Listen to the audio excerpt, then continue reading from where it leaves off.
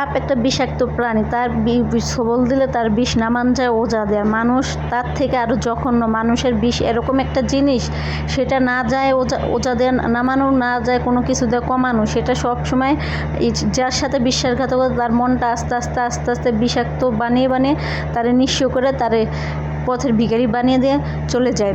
Hello guys, কী অবস্থা? আশা করি সবাই ভালো আছেন, আমিও ভালো আছি। তার যাই হোক, আমি কথা গুছিয়ে বলতে পারি না কেন জানি, আমি নার্ভাস হয়ে যায় কথা বলতে গেলে। এমনিতে মনের অবস্থা ভালো না, আরও এমনি কথা গুছিয়ে বলতে পারি না। তো আশা করি আপনারা আমি কী বলতে চাই আপনারা অবশ্যই আমার কথার ভাষাগুলো বুঝবেন।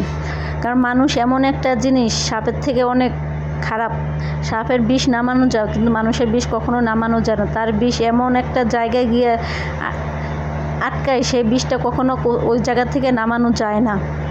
তো মানুষগুলোরে বলছে, ভাই আপনাদের মনে যদি এরকম বিষাক্ত থাকে তাহলে কোনো কাউকে জানা শুনে সবল মেরেন না। যদি আপনার এরকম মনে থাকে, তারা কখনো সঙ্গী বানান না, তার হাতটা ধরে তাকে রাস্তার ভিখারি বানিয়ে থুয়ে যায় না। তার বিশ্বাস নিয়ে আপনি কোনো সিনেমিনি খেলেন না।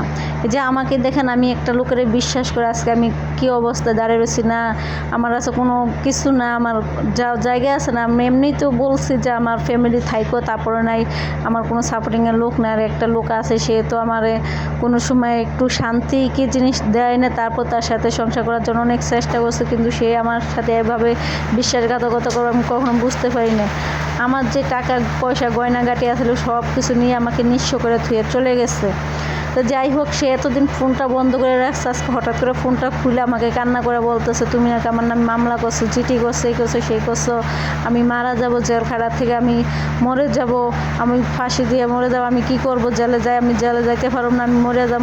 তো ভাই আপনারাই বলবেন আমাকে, একটা আমার ভালোবাসা মানুষ, আপনারাই আমাকে প্রশ্নের উত্তর দিবেন, আমি কি কাজটা ঠিক করছি না ঠিক করছি। কারণ যে লোক বিশ্বাসের উপরে ঘাতকতা করে, তার সাথে কি করার দরকার? আমি তার এরকম তো বলছি, তুমি যেটা আমার সাথে করছো, আমি যদি এটা করতাম, তুমি আমার বিরুদ্ধে কী পদক্ষেপ নিতা?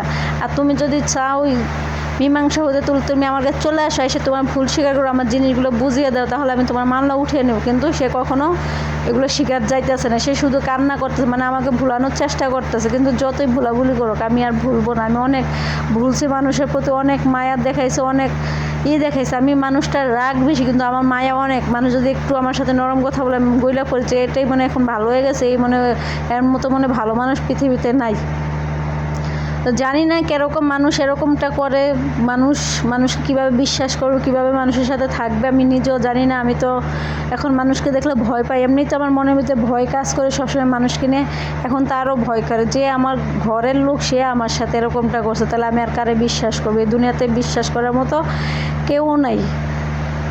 তাই যাই হোক, আজকে আমি কলা দিয়ে ছোটো মাছ দিয়ে অনেকদিন পরে রান্না করছি।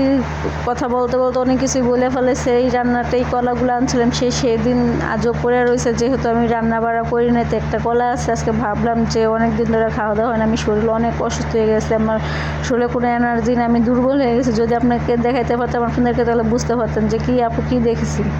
তা আশা করি আজকে ভিডিওটা ভালো লাগছে। পরবর্তী নতুন ভিডিও দেখার জন্য